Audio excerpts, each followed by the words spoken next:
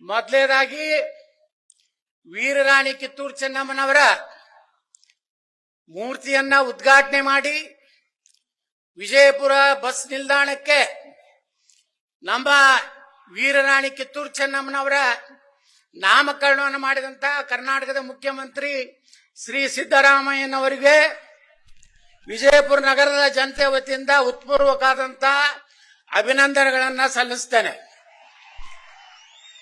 ಅದಕ್ಕಾಗಿ ವಿಶೇಷ ಪ್ರಯತ್ನ ಮಾಡಿದಂತ ನಮ್ಮ ಜಿಲ್ಲೆಯ ಉಸ್ತುವಾರಿ ಸಚಿವರಾದಂತ ಡಾಕ್ಟರ್ ಎಂ.ಬಿ. ಪಾಟೀಲ್ರಿಗೆ ಮತ್ತು ನಮ್ಮ ಸಾರಿಗೆ ಸಚಿವರಾದಂತ ಶ್ರೀ ರಾಮಲಿಂಗಾರೆಡ್ಡಿ ಅವರಿಗೆ ನಾನು ವಿಜಯಪುರ ಜಿಲ್ಲೆಯ ಜನತೆ ಪರವಾಗಿ ಹೃತ್ಪೂರ್ವಕವಾದಂತ ಕೃತಜ್ಞತೆಗಳನ್ನು ಈ ಸಂದರ್ಭದಲ್ಲಿ ಸಲ್ಲಿಸ್ತೇನೆ. ಯಾಕಂದ್ರೆ ಯಾರು ಒಳ್ಳೆ ಕೆಲಸ ಮಾಡಿರ್ತಾರೆ ಅವ್ರಿಗೆ ಅಭಿನಂದನೆಯನ್ನು ಹೇಳಬೇಕಾಗಿದ್ದು ನನ್ನ ಧರ್ಮ. ನನ್ನ ಸಂಸ್ಕಾರ ಏನು ಕಲಿಸಿದೆ ಅಂದ್ರೆ, ಇವತ್ತು ಸಿದ್ದರಾಮಯ್ಯನವರು ಒಳ್ಳೆ ಕೆಲಸ ಮಾಡಿದಾಗ ಸರ್ಕಾರದ ಕಾರ್ಯಕ್ರಮದಲ್ಲಿ ಅವರಿಗೆ ಅಭಿನಂದನೆಯನ್ನ ಗೌರವ ಕೊಡುವಂಥದ್ದು ನನ್ನ ಧರ್ಮ ಮತ್ತು ಕರ್ತವ್ಯ ಅಂತ ನಾನು ತಿಳ್ಕೊಂಡಿದ್ದೇನೆ. ಇದಕ್ಕಾಗಿ ಯಾರಿಗೂ ಅಂಜುವ ಅವಶ್ಯಕತೆ ನನಗಿಲ್ಲ.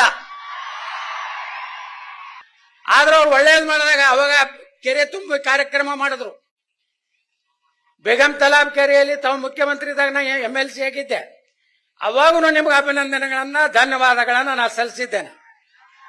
ಇವತ್ತಿಗೂ ವಿಜಯಪುರದಲ್ಲಿ ಅಕ್ಕ ಮಹಾದೇವಿ ಯೂನಿವರ್ಸಿಟಿ ಹೆಸರಿಟ್ಟಂತ ನಿಮಗೆ ಎಂ.ಬಿ. ಪಾಟೀಲ್ರಿಗೆ ಬಸ್ ಸ್ಟ್ಯಾಂಡ್ಗೆ ಚೆನ್ನಮ್ಮನ ಮೂರ್ತಿ ಕೊಟ್ಟು ಅಲ್ಲಿ ಜಾಗ ಕೊಡಿಸದಂತ ನಿಮಗೆ ಎಂ.ಬಿ. ಪಾಟೀಲ್ರಿಗೆ ರಾಮಲಿಂಗಾರೆಡ್ಡಿ ಅಭಿನಂದನೆಗಳು.